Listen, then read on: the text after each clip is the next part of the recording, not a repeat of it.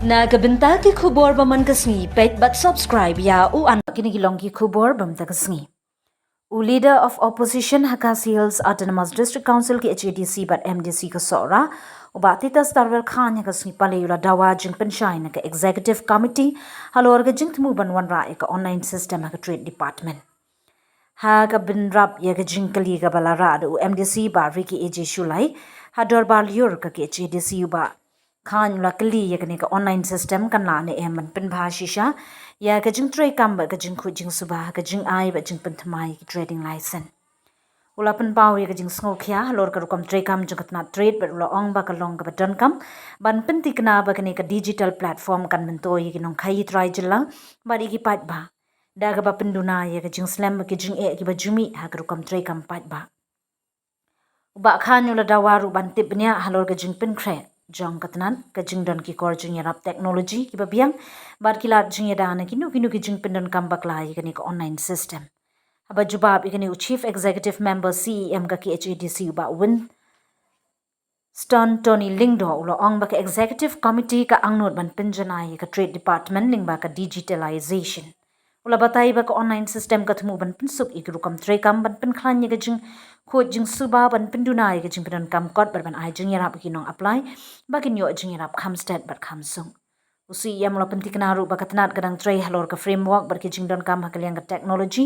khnang ban pentri kam purai ka ka online system hagis ngi ban sawan kani ka jing ya tai ka deshi bentana ka jing ya kran pat ba halor ka jing don kam ban pen bhai ka sinshar khadar ba ka jing shakri pat ba ha ki HADC ling ba ka jing pendon kam ya ka technology ka bathamai Henry ka eka jing show ka donga ka long ba lada fi ai online ka ipat ka legal application ba si sen ba fi labo online lada ki via dar kala ki apply ya ka trading license online shubo menta haba kila apply online kila seal hatu kamlong mandatory ya ka isi bahkan hab ada ya ka trading license ba ki kan kring ya ki wepat ki bril ki badai na ki wepat ki jelas haba ki UI bakal ada ke online system ban apply ka trading license ni po hasil naso kanihi kan long ko bakli jin hang war ya ki bril benar bani apply trading license hoy sila ban ong ba na ki shispa kali ba apply ngin reject and totally rei san totally ki hab ai da ki labian ki kot ki slala sa ki hab ai tero takada maso ba hangai ngaso ba ka online system kande kalat kalenti ya ki bar gela bakinya apply trading license kat pomon hang ne po disir. Mr. Chairman, sir, matrai member ila sutu bakla mene hapo magubab ya ka principal jingkeli ka baw wanra tay ba Ricky Shulai ada mention hang to baladangin le ya kami ka online system kami kan pentri kam cek tang ya ki renewal license kamut ka online ha ka bayday bat ka renewal